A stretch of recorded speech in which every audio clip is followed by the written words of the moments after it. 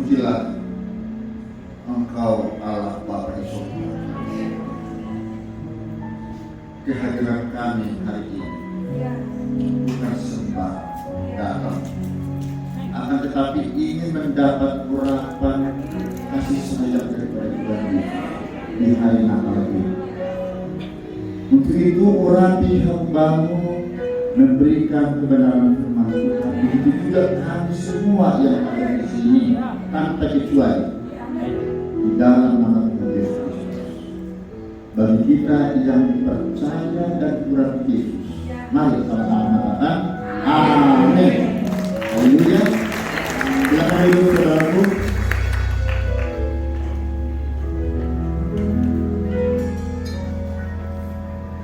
Ya,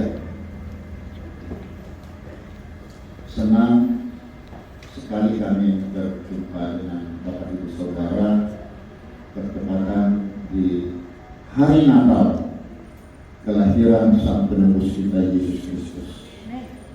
Amin. Saya didampingi oleh istri saya. Bisa berdiri sebentar, Mam.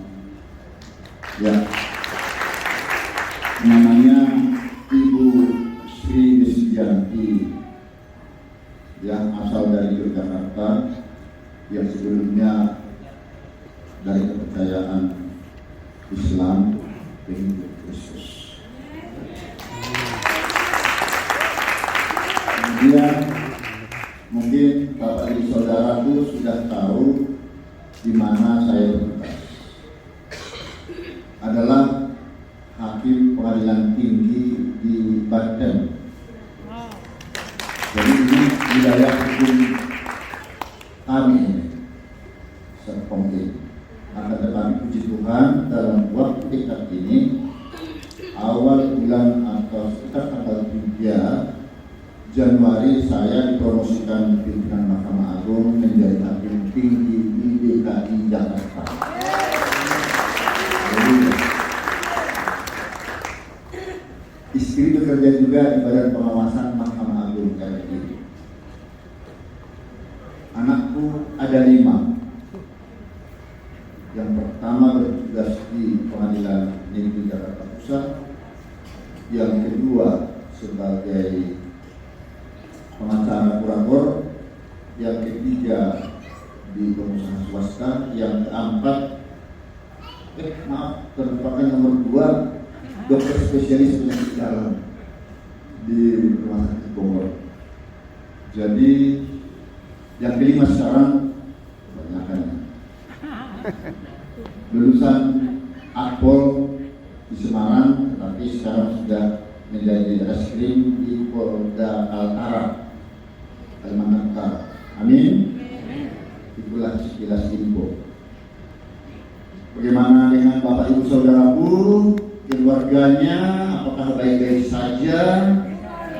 Amin. Diharapkan begitu. Kalau memang ada kekurangan di sana sini, sekarang saatnya kita perbaiki. Amin. Kemudian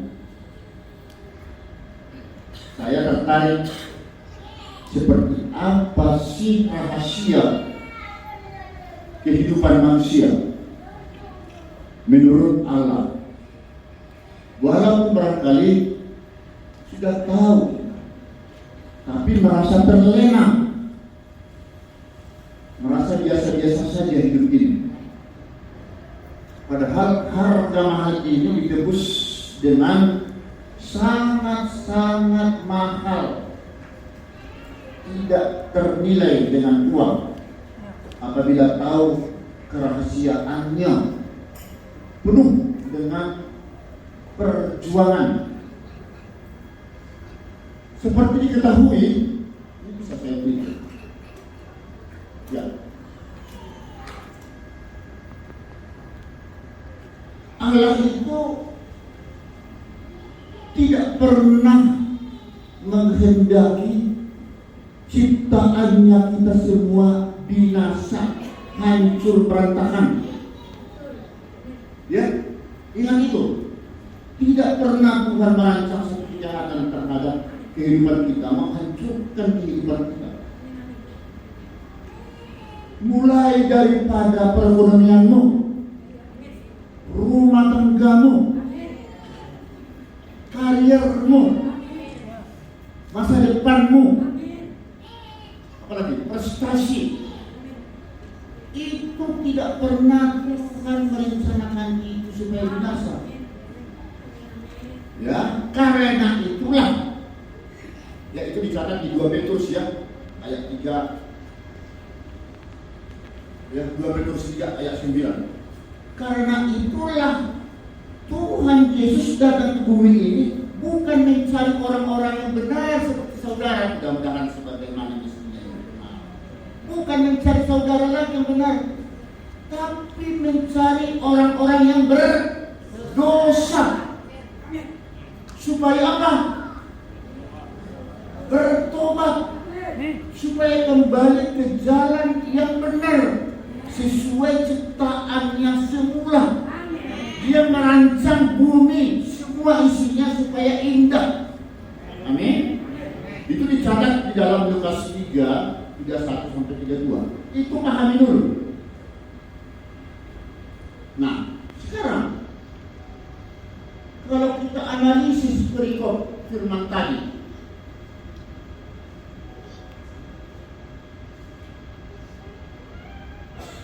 tapi hidupku kok hancur? Kok hidupku seperti ini?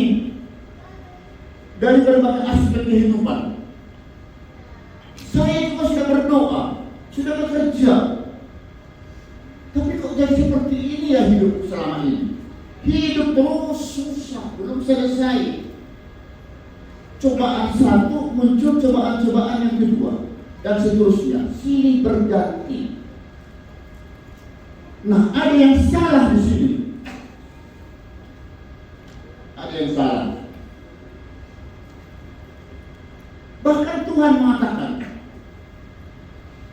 tanganku bukan tidak panjang, pendengaranku bukan tidak pendek, ya, untuk menjawab setiap peristiwa persoalan hidupmu ya. Saya selalu mengetahui, ingin menjawab, akan tetapi saya jadi enggan, kata Tuhan, bahkan malas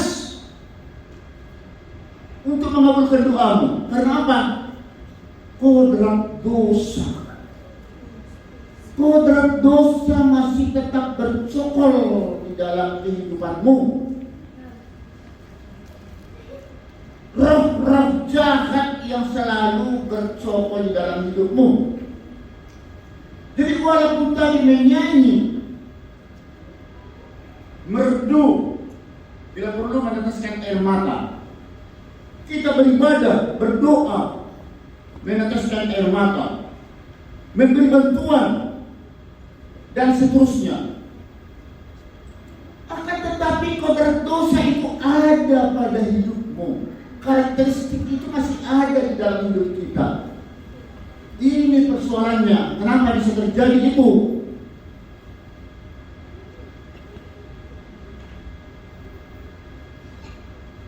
Yang pasti, hidup dalam penguasaan roh jahat ya, pasti sulit mengendalikan perbuatan dosa yang ada di sekitar keliling kita.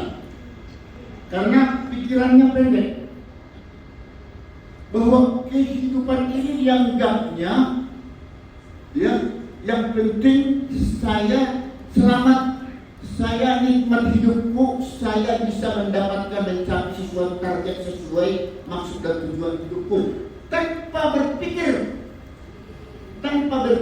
ya kepada kekekalan, kehidupan abadi di surga. Dia hanya memikirkan materi-materi duniawi. Ini persoalannya. Berarti di sana ada hawa nafsu. Saya mau sampaikan kepada saudara, di dalam hukum negara saja, hukum negara seperti di pengadilan, kita pengadilan negeri, pengadilan tinggi, juga Mahkamah Agung ya. Ketika saudara melanggar hukum, apakah itu mencuri, korupsi, membunuh, merampok, menghina, atau barangkali selingkuh atau berzina. Jika kelakuan itu diproses secara hukum di pengadilan, pastilah mendapat hukuman setimpal dengan perbuatannya. Pasti di pengadilan negara ya. Tapi ada kalanya orang-orang tertentu menghilangkan jejak, tidak mau ketangkap. Oke, tidak menjadi persoalan. Akan tetapi Tuhan tahu perbuatanmu. Kalau saudara ketangkap, Tuhan sangat tahu sebagai penyelidik dan penguji batin, saudara akan berurusan nanti di pengadilan terakhir, alias pengadilan Kristus. Berarti saudara tidak bertanggung jawab akan perbuatanmu. Berani karena benar, takut karena salah, kan begitu? Nah, berarti saudara tidak mau mengakui perbuatanmu sehingga saudara menghindar dari jeratan hukum di negara. Oke, tidak jadi persoalan. Tidak menjadi persoalan. Sekarang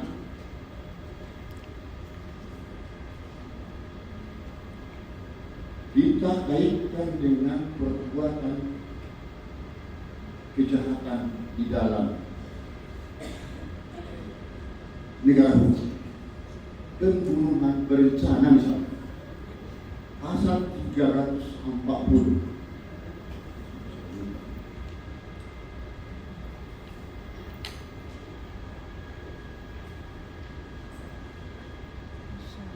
Pembunuhan berencana yang diatur dalam 340 KUHP itu kan ada unsur sengaja, ada mens rea, ada niat jahat. Itu disebabkan karena adanya dendam, benci, ya, karena emosional yang tidak bisa dikendalikan, karena iblis lebih banyak bercokol daripada kuasa Tuhan. Ya, dikalahkan roh Tuhan di sana. Pada asalnya roh Tuhan yang bisa menuntun langkah hidupnya. Tapi secara sistemik menyusun strategi untuk menghabisi nyawa seseorang. Oke. Nah, tahu enggak, ancaman pidana saja yang direncanakan maksimal pidana mati, berarti ditembak dengan al-bujo setelah mempunyai perbuatan hukum tetap di negara ini. Kalau tidak, pidana seumur hidup. Seumur hidup itu selama saudara beringkuk di penjara, sampai kapan, sampai meninggal di situ tempatmu, gratis tapi dikawal.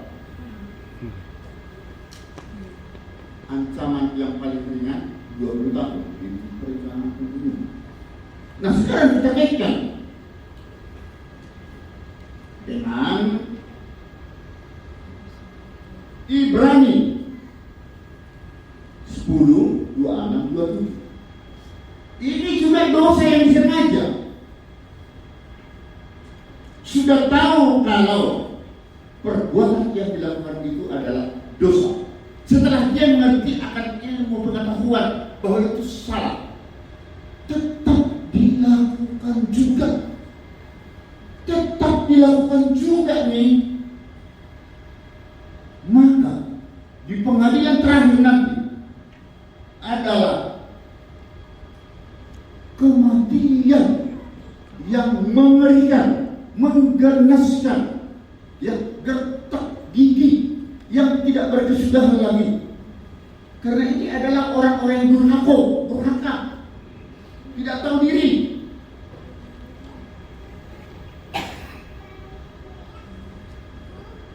Nah, jika dikorelasikan dengan pasal 340 Kitab Undang-Undang Hukum Pidana tadi,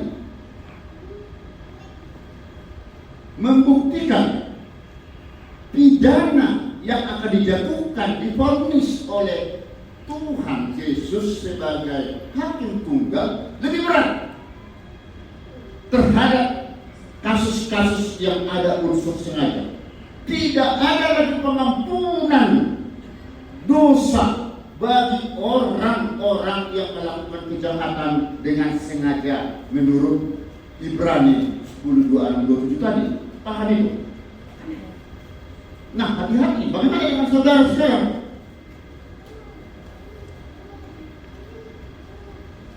Tidak menutup kemungkinan juga saudara akan mengalami resesi kritis seperti kejadian ini, apalagi dalam keadaan terperosok, dalam keadaan kejepit.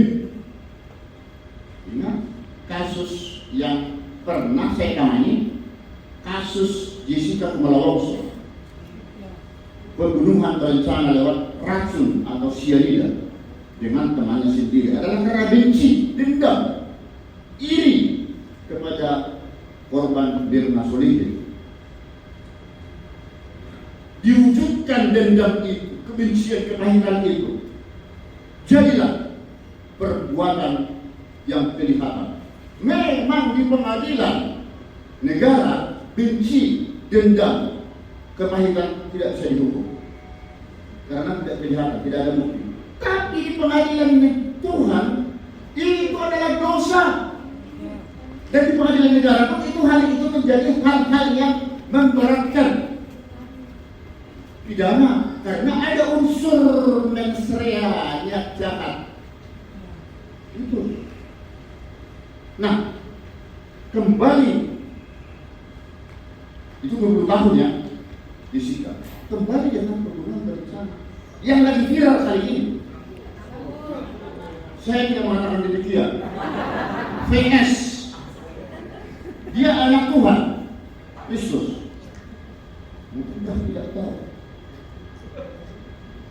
bahwa membunuh itu salah atau benar, tapi dilakukan juga dengan berbagai macam modus operandi, strategi, hingga menghilangkan nama orang dan mengorbankan banyak anak buah yang berprestasi harus dipecat, didemosi kedudukannya.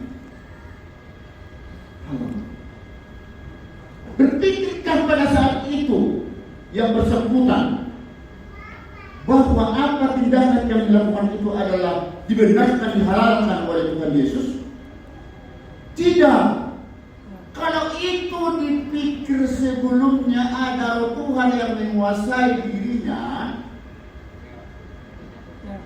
itu pasti tidak terjadi. Apapun risiko, sekalipun ada penyebabnya, hubungan sebab kausalite dengan PC misalnya, tak perlu harus menghabisi nyawa orang. Sekarang apa yang terjadi? Apa yang terjadi? Saya lagi jadi panas juga. Ya. Karena ini mengarah kepada pribadi kita semua, ya. Kita juga bisa emosi, marah, semarah-marahnya, tetapi harus bisa saudara menahan emosional. Marah boleh, jangan jadi pemarah. Amin. Ini persoalannya. Nah, rupanya firman Tuhan ini sudah diancamkan Tuhan sebelumnya.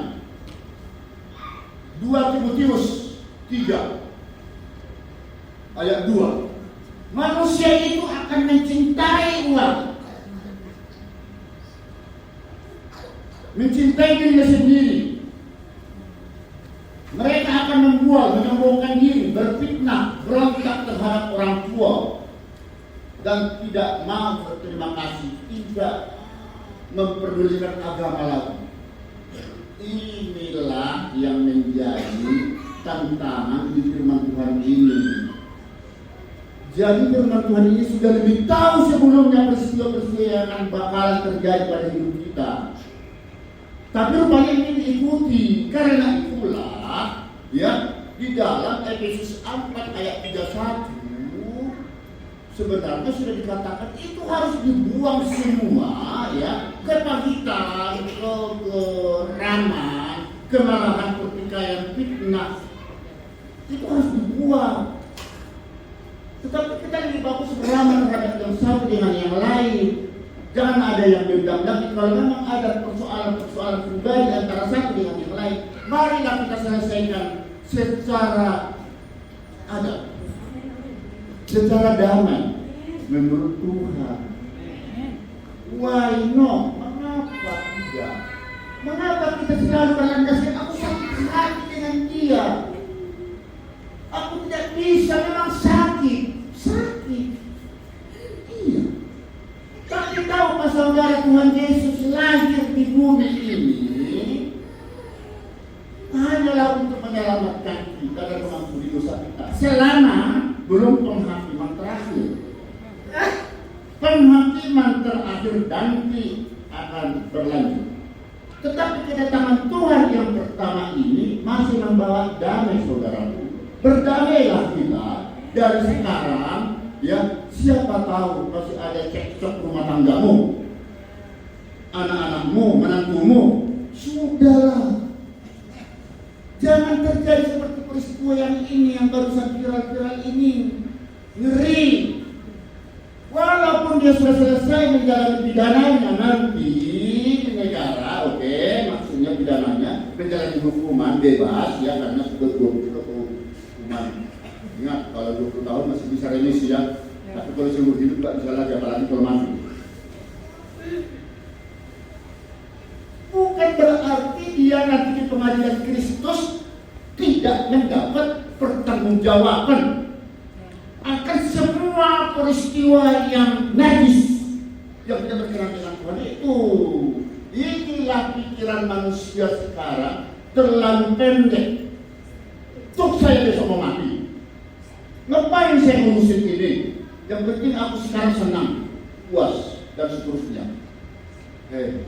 Saudara kan pasti mati, dan saya pasti. Ketika saudara mati belum sempat mempertanggungjawabkan itu, memperkarakan itu kepada Tuhan, atau belum sempat Tuhan Yesus mengampuni dosamu selama saudara masih hidup dan sehat. Alamak, hati-hati, saudara akan berurusan dengan pengadilan Kristus. Saya belum masuk ke pengadilan Kristus, tetapi saya mau mengkorek dulu, ya, segala sesuatu yang terjadi dalam hidupmu. Saya mau mengoreksi, mau mengevaluasi sejauh mana sebenarnya iman percaya saudara yang selama ini rajin berdoa, berlutut ke Tuhan, termasuk mungkin saya. Akan tetapi masih ada kodrat dosa yang tidak bisa kita hilangkan. Kenapa? Roh Tuhan tidak ada menuntun hidup saudara, dan saudara tidak mau tahu itu. Walaupun sebenarnya Tuhan itu ingin menggendong saudara, tapi saudara mengabaikan. Ya. Nah, sekarang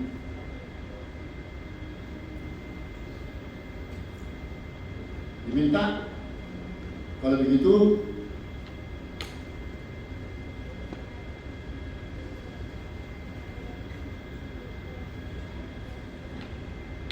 jangan menuruti hawa nafsu. Dicatat di dalam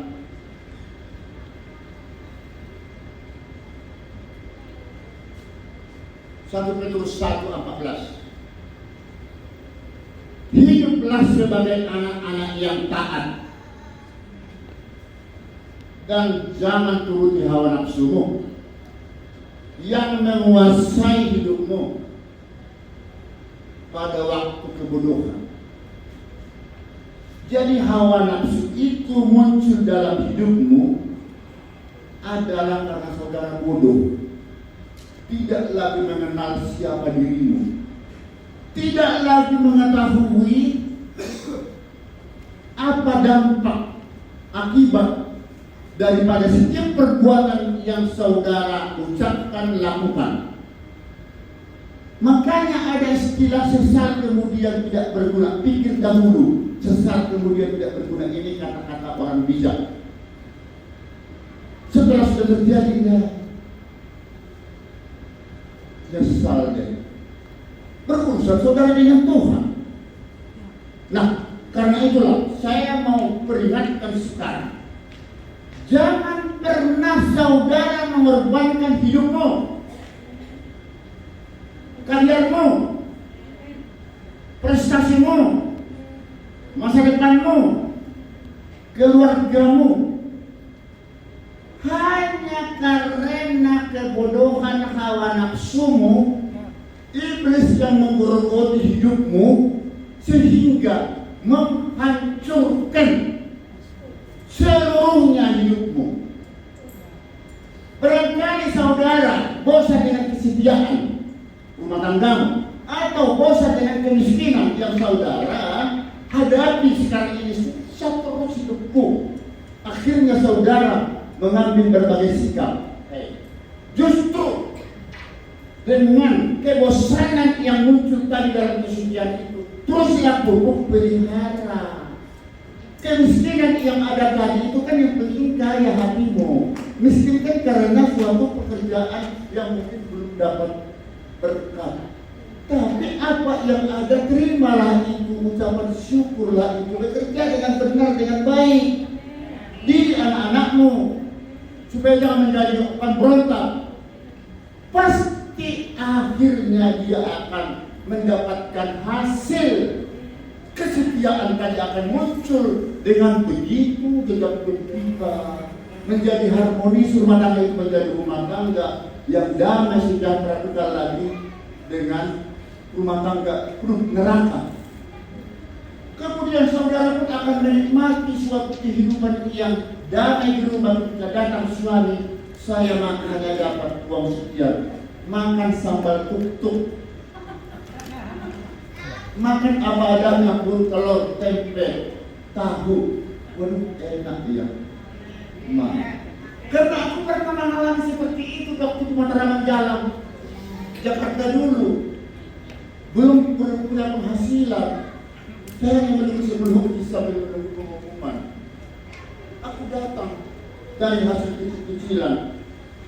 Saya lihat apa sih yang berbuang? Ini aku masih ingat sekali, punya anak satu. Ya, itu tempat datang sambal itu, situ adalah sambal. Telur itu pakai begini ya, ada telur ya, dengan sambal merah, tempe. Masakannya mak saya gitu. Ya, saat itu. Tapi kan daripada kita, apa ini? Tidak menyadari penghasilannya apa? Kok marah-marah? Ini dasar apa? Ada yang tidak beres kan itu? Ada yang tidak waras di sana. Sudah, berdamailah semua. Ya, ini benar yang saya bilang. Amin, haleluya. Nah, barangkali aku sulit Tuhan untuk bertobat ini. Bagaimana jalannya? Saya tertarik dengan lagu ini. Siapa tahu melalui lagu ini saudara tersentuh. Dia bukan jalan. Yesus bukan jalan dalam penentuan cara hidup. Amin. Sama-sama.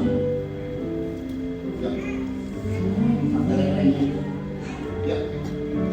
Dia buka jalan saat dia berjalan dengan cara yang ajaib.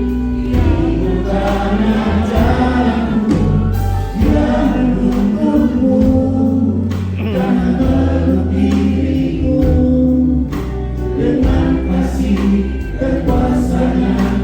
Dia buka jalan, dia buka jalan di belakang dan depan.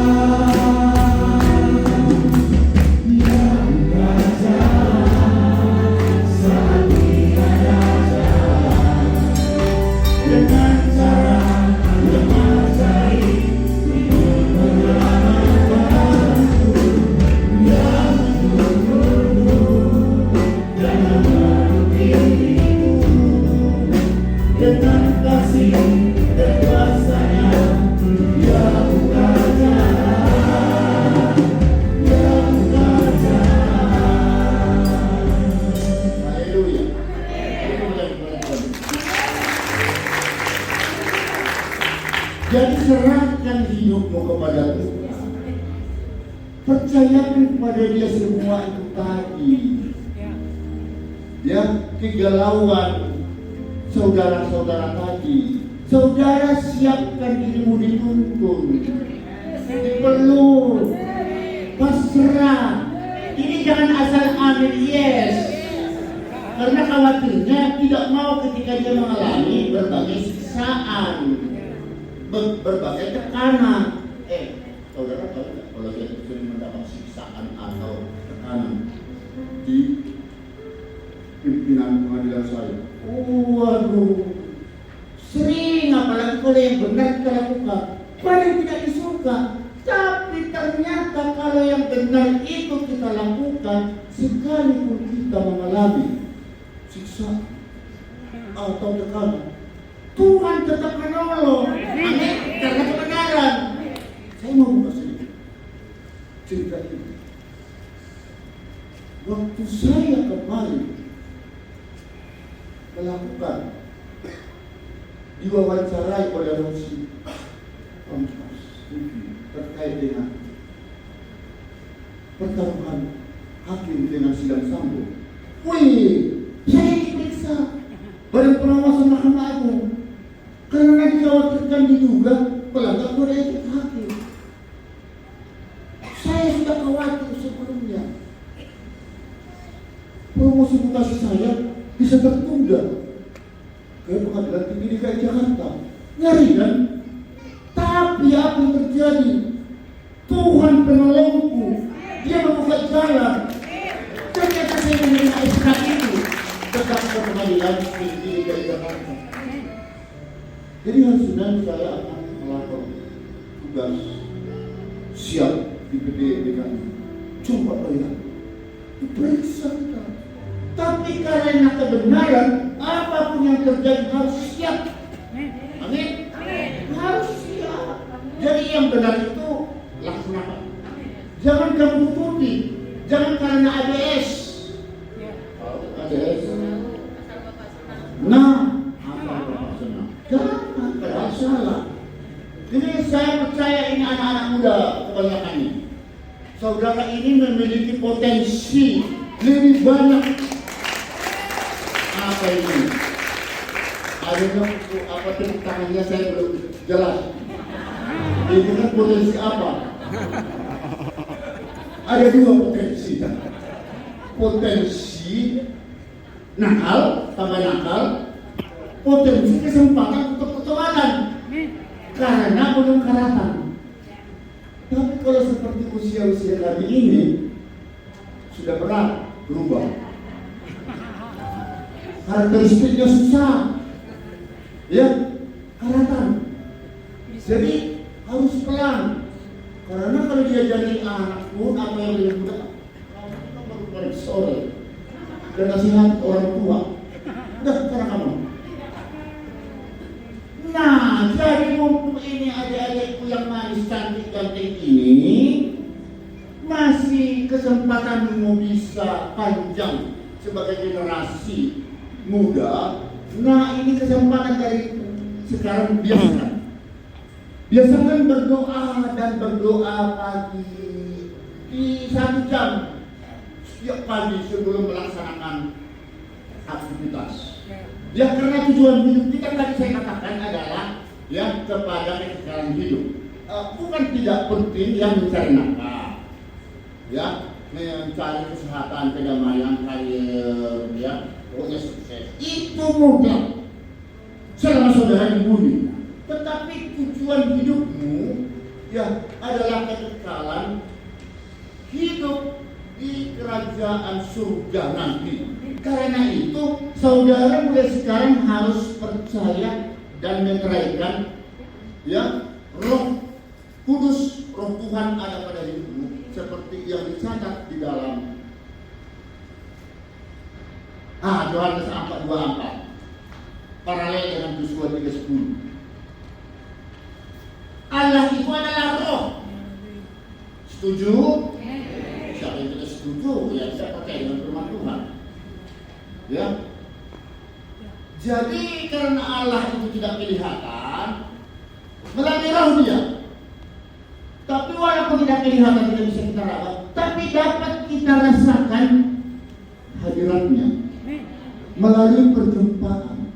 Perjumpaan itu seperti apa? Peristiwa-peristiwa yang pernah saudara alami. Saudara dituntun, tapi juga saudara mengabaikan dia. Saudara sudah tahu mana yang salah dan benar, tapi saudara melakukan kesalahan. Saudara digerogoti oleh monster kodrat dosa yang masih ada di dalam hidupmu. Itu buang. Harus roh Allah yang bercokol, tertanam, terpelihara. Ketika saudara mau salah, mau mengatakan kata-kata ucapan yang menyinggung perasaan orang, tidak jadi. Stop. Berarti roh Tuhan ada di sana. Tapi kalau seperti orang Jawa kan, keinjak kaki, kau tadi ngomong mas, ada apa-apa. Walaupun dalam hatinya memang sepertinya sakit ya. Entah. Kalau orang seberang, awas dulu ya, dulu macam-macam. Nah, jadilah orang-orang yang ramah, sopan, santun. Amin. Ini saya lihat benar-benar semangat. Sepertinya mau masuk surga. Haleluya. Jadilah ikut bersama saya di surga ya. Haleluya. Beri kemuliaan kepada Tuhan. Nah, ini kalau sudah berbicara dengan kuasa Tuhan, apalagi di sana disebutkan melalui roh Allah, maka dari sinilah akan diketahui ya, betulkah Allah itu hidup dalam hidupmu atau tidak. Itu adalah dari perbuatanmu, dari sikapmu, dari rumah tanggamu. Saudara tidak usah ngomong kepada banyak orang, aku begini, aku begitu, sama saja seperti lagu ini. Bukan itu penting, tapi dari sikap, perilaku, kehidupan rumah tangga, pekerjaan saudara akan dapat kelihatan kalau Tuhan menuntun hidupmu. Amin. Beri kemuliaan kepada Tuhan. Kalau begitu sekarang adalah mengandalkan Tuhan nih, ya, untuk mengatasi semua itu. Mengapa kita menggunakan Tuhan sekarang? Karena ada pertanggungjawaban pidana, ada pertanggungjawaban perbuatanmu setelah saudara melakukan kejahatan-kejahatan itu di kemudian hari. Sekarang persoalannya, apakah Tuhan Yesus akan mengampuni dosa atau tidak? Saudara sudah sempat terjerumus. Ini persoalannya. Tapi bagi saya tak perlu bertanya-tanya kepada Tuhan, apakah ampuni dosaku, saya sudah melanggar banyak kesalahan. Bukan itu yang paling utama, tapi saudara coba berubah, memutus segala mata rantai kejahatan yang bercokol dalam hidupmu melalui kuasa Tuhan. Amin. Haleluya. Kalau itu sudah saudara lakukan, lihat rumah tanggamu lebih baik dari sebelumnya apa tidak? Karena saya lihat di sini ada yang termenung, merasakan ada sesuatu, ya ada sesuatu dalam hidupmu yang perlu diselesaikan. Saya tahu batinmu, ya bukan hanya didengar enak nih firman ini, tapi bahaya ini kalau nggak dilakukan. Jadi rahasia hidup yang saya maksudkan di sini, ya. Sebelum kita dipanggil Tuhan, karena kita sudah melakukan kejahatan demi kejahatan yang bertubi-tubi, yang menyakitkan hati Tuhan dan sesama. Bisakah saudara dari sekarang menyelesaikan itu, memperkarakan itu dulu kepada Tuhan setiap saat melalui doamu dan melalui pertobatan yang tidak pernah lagi kamu ulangi itu? Nah, karena apa? Kita harus terus berjuang dan berjuang, walaupun rasanya ngantuk berdoa, akan tetapi harus. Saya salut dengan istri, bukan memuji dia ini saya bawa dari Islam, tapi dia digerasi dengan saya kadang-kadang berdoa. Dia walaupun tidur terus dan terus.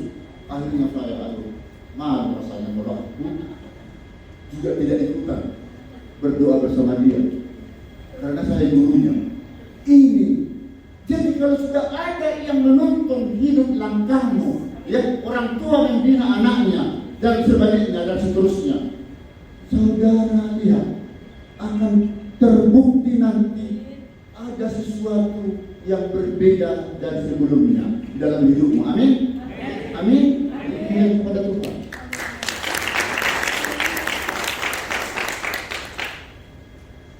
Nah, persoalan tadi saya katakan lagi, ini kan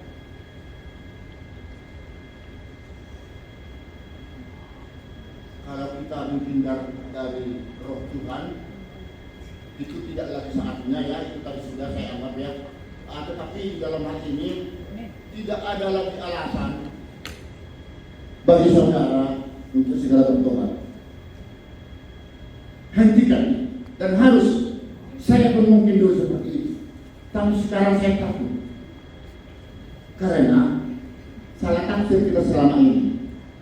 Orang kalau sudah mati sudah selesai, tidak ada lagi pertanggungjawaban hukum oleh Kristus. Ada saudaraku, ini yang menjadi persoalan. Kalau saudara tidak cepat-cepat menyelesaikan itu, sudah sempat meninggal, di sini saudara akan menyesal dan tidak bisa lagi diampuni. Jadi hanya bisa kita diampuni oleh Tuhan pada saat sebelum penghakiman terakhir. Kalau sudah penghakiman terakhir, Tuhan bukan lagi membawa damai, bukan lagi membawa keselamatan, bukan lagi mengampuni hidup saudara yang tadi. Dia datang mencari orang-orang yang berdosa supaya benar bertobat. Tidak lagi, tapi membawa pedang, menghantam semua. Ini nakal. Justru di pengadilan Kristus, coba lihat tuh. Ini sudah akhir-akhir berikut. Ini orang-orang membandel kan. Tadi kita sudah suruh atau sudah minta roh Tuhan, itulah yang menguasai hidupmu, hidup saya. Kalau itu sudah ada dalam hidupmu, tidak akan pernah terjadi lagi apa-apa. Walaupun kita meninggal, kematian bukan lagi suatu hal yang menakutkan, ya. Tapi kalau sekarang saya tanya ibu, takut mati? Tidak takut? Oh, luar biasa. Benar, ya. Tapi saya tidak tahu dari hati nurani itu takut apa tidak. Tapi kalau itu benar-benar tidak takut lagi karena kematian itu merupakan suatu kebahagiaan, berarti sudah selesai dia melakukan perbuatan-perbuatan jahat. Udah merasa yakin dia kalau Tuhan akan mengampuni hidupnya. Tapi pada umumnya saudara dan saya takut mati. Kenapa? Kalau mungkin belum selesai perjuangan, itu tidak menjadi ukuran. Tapi karena belum selesai saya bertobat, saya belum tahu apakah sudah diterima Tuhan, dosaku sudah diampuni apa tidak. Ini yang terus dan terus dan terus kita perjuangkan hingga di ajal tiba. Nah, karena akhirnya kan di dalam Pengkhotbah 12:14 itu, semua Allah akan membawa setiap perbuatanmu yang tersembunyi tadi ke pengadilan, apakah itu perbuatan yang baik atau perbuatan jahat. Di pengadilan tahta Kristuslah nanti itu akan diperiksa. Kalau memang itu benar menurut kitab kehidupan Tuhan, ya sudah saudara, selamat. Selamat. Dan yang diadili itu ya sesuai menurut Wahyu 20, 12, 13 sampai 14 itu, ya, di depan tahta Kristuslah akan dibuka kitab kehidupan itu nanti. Jadi orang mati ini, baik yang muda, yang kecil, yang tua, itu dibangkitkan. Dibangkitkan. Untuk apa? Untuk diminta pertanggungjawaban perbuatannya. Sejauh mana menusuki, misalnya namanya menusuki, dia sudah mati, tidak terjadi itu, saya sudah mati kan? sebelum pengumuman terakhir nanti ya. Nah, ibu, selama hidupmu selama ini, apa yang saudara perbuat? Tidak ada lagi alasan untuk bicara bohong. Karena Hakim Tunggal Kristus yang akan mengadili seluruh umat manusia di dunia tanpa terkecuali agama manapun hanya satu orang. Tidak ada lagi pembela pengacara, tidak ada lagi orang tua yang main kasak kusuk minta tolong, tidak ada lagi penuntut umum untuk menuntut, tidak ada. Tuhan Yesus itu akan membuka kitab-kitab dan ada secara khusus kitab Tuhan. Kami sama dengan negara, ada kitab undang-undang pidana pasal berapa kena. Kalau ini hanya dilihat di dalam kitab kehidupan, ada tidak nama si ibu atau si manusia itu tadi di buku kehidupan? Kalau ada berarti ini lolos dia dari jurang maut. Tapi ini tidak ada. Kamu hidupmu rusak selama ini. Kamu sudah mati, tidak sempat lagi saudara memperbaiki. Maka di Wahyu 15, yang Wahyu 15, dia akan dieksekusi. Akhirnya dibuang ke lautan bebas, lautan api. Inilah kematian yang kedua dan kekal. Sekaligus apabila kita tercatat di dalam buku kehidupan, itulah kehidupan yang kedua yang kekal selamanya di surga. Amin. Itu rahasianya. Jadi jangan pernah saudara berpikiran apabila sudah meninggal tidak akan diminta pertanggungjawaban hidupmu. Tetap diminta saudaraku. Karena itulah selama saudara masih hidup dan sehat, bekerja, berbuat yang benar dan selalu dekat dengan Tuhan, bersama Tuhan Yesus. Pokoknya sudahlah hidup pikuk dunia ini tidak usah lagi menjadi primadona dalam hidup kita. Karena tahu juga semua itu harta benda, profesi, karir, suami, istri, anak ditinggalkan. Yang dibawa adalah amal perbuatan kita. Amin. Haleluya. Berikan kepada Tuhan Yesus. Untuk mengakhiri firman ini, pas ya. Sedikit. Ya, Tuhan yang akan mendidik hati. Ya, mari kita berdiri. Haleluya.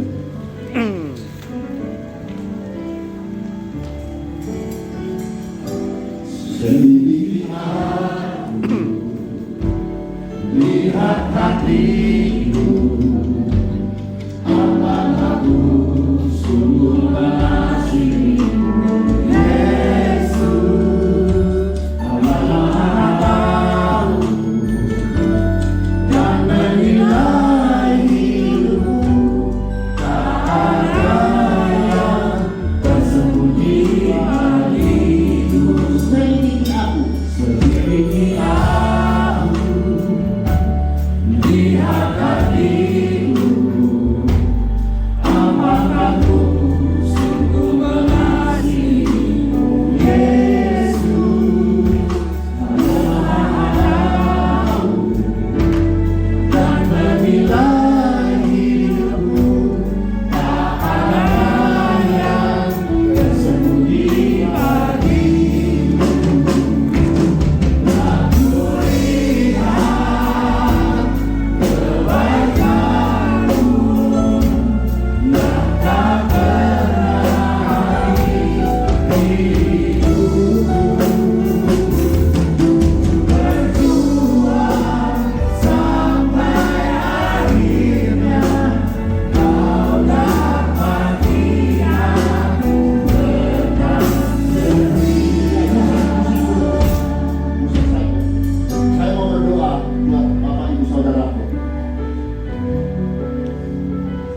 Demikian Tuhan firman kebenaran Tuhan sudah hamba sampaikan kepada jemaat-jemaat terkasih di tempat ini.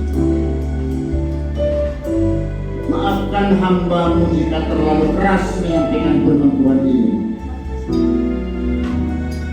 Saya tidak menakut-nakuti Tuhan, tapi mengancam semua jemaat-jemaat yang ada di sini agar secepatnya berubah, bertobat, meninggalkan semua tali mata rantai kejahatan yang pernah dilakukan. Dan melalui ketulusan doa kami, Tuhan, tolong kami diampuni. Ampuni Tuhan, kami tidak tahu kapan kami diampuni Tuhan, tapi yang pasti mulai sekarang Tuhan, kami mau mulai melakukan janji, ikrar, menghentikan semua kejahatan-kejahatan ini. Mulai daripada perbuatan yang kelihatan, kesombongan, keangkuhan, ketidakjujuran, dusta, pertikaian, amarah, dan perbuatan-perbuatan yang kelihatan yang sudah pernah kami mendapatkan hukuman di negara ini. Walaupun mungkin kami belum mendapat hukuman di negara ini, tapi Tuhan sangat tahu karena Tuhan yang menguji batin dan menyelidiki hati kami. Sekarang Tuhan kami serahkan kepadamu. Kami mengakui dosa itu Tuhan. Tolong Tuhan sucikan Roh Kudus dosa kami ini. Siap kami akan mendapat sesuatu panggilan yang daripada Tuhan. Dengan begitu, rumah tangga kami akan menjadi bahagia. Pekerjaan kami yang sulit selama ini akan menjadi sukses. Karir kami akan diberkati. Seluruh rencana-rencana Tuhan yang terpendam selama ini akan dibuka Tuhan kita suka pelari. Oh, haleluya Tuhan. Dan semua jemaat-jemaat yang ada di sini, gembala sedang jemaat, seluruhnya aktivitas yang ada di sini, biarlah Roh Kudus mengurapi kami seluruhnya di dalam nama Tuhan Yesus. Bagi kita yang sudah diurapi Yesus, mari sama-sama mengatakan amin. Haleluya.